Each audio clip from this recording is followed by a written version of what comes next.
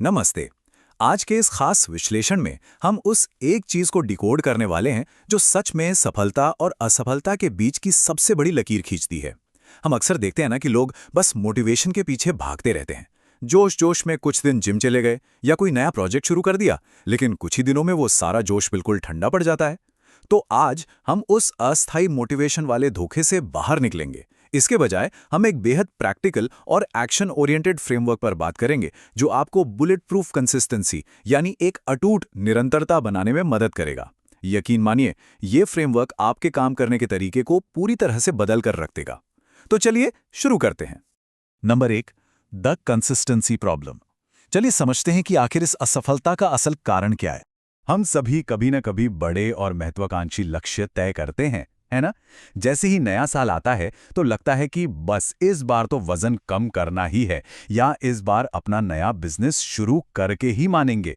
लेकिन यहाँ एक सीधा पर चुभने वाला सवाल है, इतने सारे लक्ष्य सिर्फ 2 हफ्ते बाद ही क्यों फेल हो जाते हैं? आखिर लोग अपने ही बनाए गोल्स से पीछे क्यों हट जाते हैं?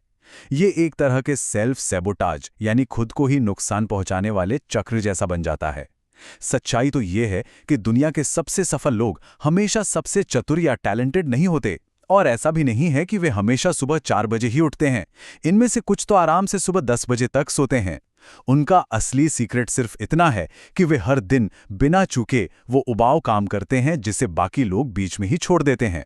तो सफलता किसी जादुई मोटिवेशन से नहीं, बल्कि हर दिन लगातार किए गए उसी बोरिंग प्रयास से आती है। Number 2, novelty versus mastery. यहीं पर सच्ची सफलता का असली रहस्य छिपा है। अब देखिए, हमारे इंसानी दिमाग को कुछ भी नया यानी नॉवेल्टी बहुत अट्रैक्ट करती है। कोई नया गोल सेट करना या एक चमकता हुआ नया प्लानर खरीदना बड़ा रोमांचक लगता है, राइट? लेकिन असल में हमारा दिमाग नॉवेल्टी एडिक्शन और ट्रू मास्टरी के बीच हमेशा फंसा रहता है। एक तरफ हम डोपामाइन स्पाइक्स और शाइनी ऑब्जेक्ट सिंड्रोम के पीछे भागते हैं, जहां हमारी प्रेरणा एक इमोशनल वेदर रिपोर्ट की तरह काम करती है। मतलब मूड अच्छा है तो काम किया, मूड खराब है तो छोड़ दिया, कभी धूप तो कभी बारिश। लेकिन दूसरी तरफ है सच्ची मास्टरी। ये धीमी है, बहुत उबाऊ है, लेकिन यही आपकी एक असली पहचान बनाती है। ये आपके मूड या भावनाओं पर निर्भर नहीं है। ये सिर्फ इस मजबूत विश्वास पर टिकी है कि चाहे जो हो जाए, काम तो हर हाल में करना ही है। तो ये सच्ची मास्टरी असल जिंदगी में दिखती कैसे है? चलिए बास्केटबॉल के इतिहास के सबसे बेहतरीन शूटर्स में से एक स्टीव करी का उदाहरण लेते हैं।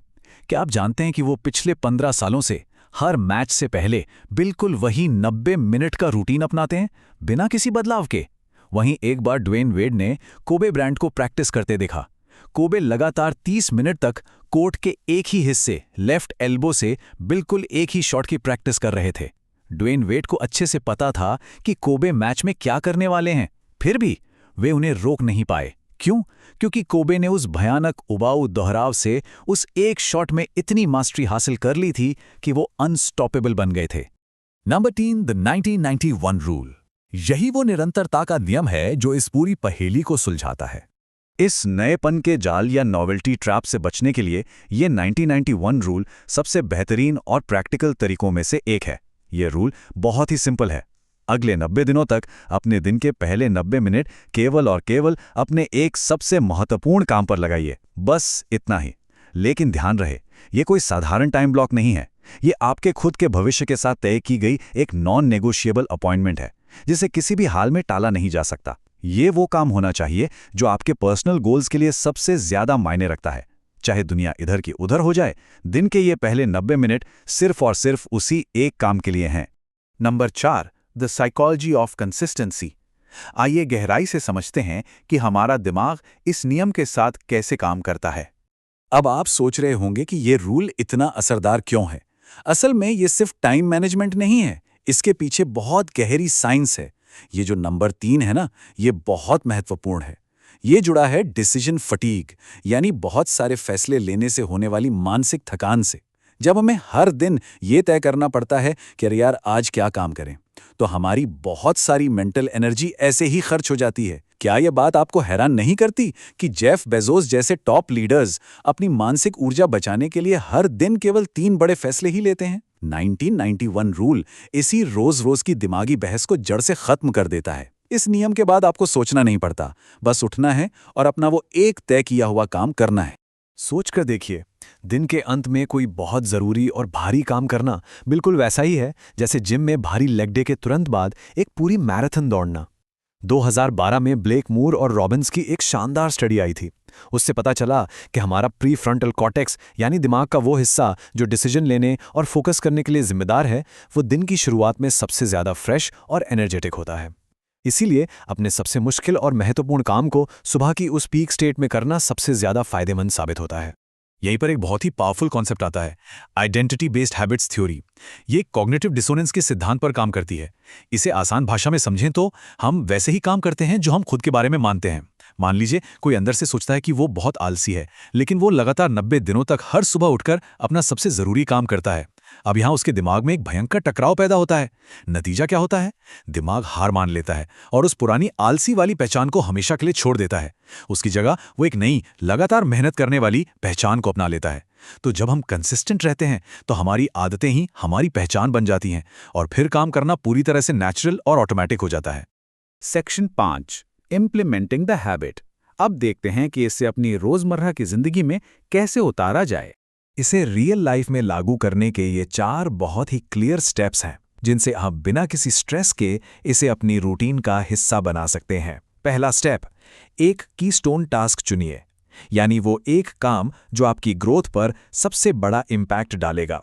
जैसे हर दिन अपनी किताब के लिए 500 शब्द लिखना। दूसरा, एक सैक्रेड या पवित्र 90 मिनट का टाइम ब्लॉक फिक्स करें। अपने फ़ोन को दूसरे कमरे में रख दें, नॉइज़ कैंसलिंग हेडफोन्स लगा लें और बिना किसी डिस्ट्रैक्शन के बस काम करें। तीसरा स्टेप, अपने दिनों को ट्रैक करें। दीवार पर एक बड़ा सा कैलेंडर लगाएं और हर सफल दिन पर एक बड़ा लाल एक्स बनाएं। और चौथा, सबसे ज़रूरी स्टेप, रेजिस्टेंस यानी रुकावटों के लिए पहले से प्लान करें।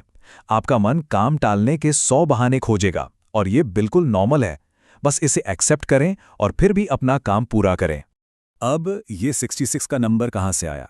ये 2009 की एक बहुत ही अहम स्टडी से निकला है। इस स्टडी में सामने आया कि किसी भी काम को पूरी तरह से एक ऑटोमेटिक आदत बनने में औसतन 66 दिन का समय लगता है। जब आप उस दीवार वाले कैलेंडर पर हर दिन वो लाल एक्स लगाते हैं ना, तो धीरे धीरे एक चेन बन जाती है। आपको बता दूं, मशहूर कॉमेडियन जेरी सीनफेल्ड हर दिन नए जोक्स लिखने के लिए बिल्कुल इसी टेक्निक का इस्तेमाल करते थे। असली मोटिवेशन उस चेन को न टूटने देने की जिद से आती है। हमें बस उन 66 से 90 दिनों तक मजबूती से टिके रहना है। लेकिन क्या होगा अगर किसी दिन आपसे वो काम छूट जाए? क्या सब खत्म? बिल्कुल नहीं। एक छूटा हुआ दिन कोई फेलियर नहीं है, वो सिर्फ एक फीडबैक है। किसी दिन बीमार होने या बहुत ज़्यादा बिजी होने की वजह से काम का छूट जाना पूरी तरह से नॉर्मल है। हमारा गोल परफेक्शन हासिल करना नहीं है, बस एक बहुत ही सिंपल सा नियम हमेशा याद रखिए, कभी भी लगातार 2 बार न चूकें। Never miss twice. उस एक छूटे हुए दिन को डेटा की तरह इस्तेमाल करें, समझें कि गलती आखिर कहाँ हुई और अगले दिन डबल एनर्जी के साथ वापसी करें। हम आज के इस विश्लेषण को एक बहुत ही पावरफुल और गहरे विचार के साथ खत्म कर रहे हैं। कोट कुछ इस तरह है, कंसिस्टेंसी का मतलब अपने आप से किए गए छोटे वादों को इतनी लंबी अवधि तक निभाना है कि आप अपने बारे में अपनी ही कहानी को फिर से लिख सकें। सच कहूं तो ये 1991 रूल सिर्फ प्रोडक्टिविटी बढ़ाने का कोई मामूली टूल नहीं है, ये खुद पर अपना विश्वास फिर से कायम करने का एक तरीका है। जब हम 90 दिनों तक हर दिन खुद से किया गया वादा निभाते हैं तो हम सिर्फ कोई एक गोल अचीव नहीं करते, बल्कि हम एक इंसान के रूप में पूरी तरह से बदल जाते हैं। तो सोचिए, अगले 90 दिनों के लिए आपका वो एक काम कौन सा होने वाला है? इस पर गहराई से सोचने का समय आ गया है। इस शानदार सफर में हमारे साथ जुड़ने के लिए बहुत बहुत धन्यवाद।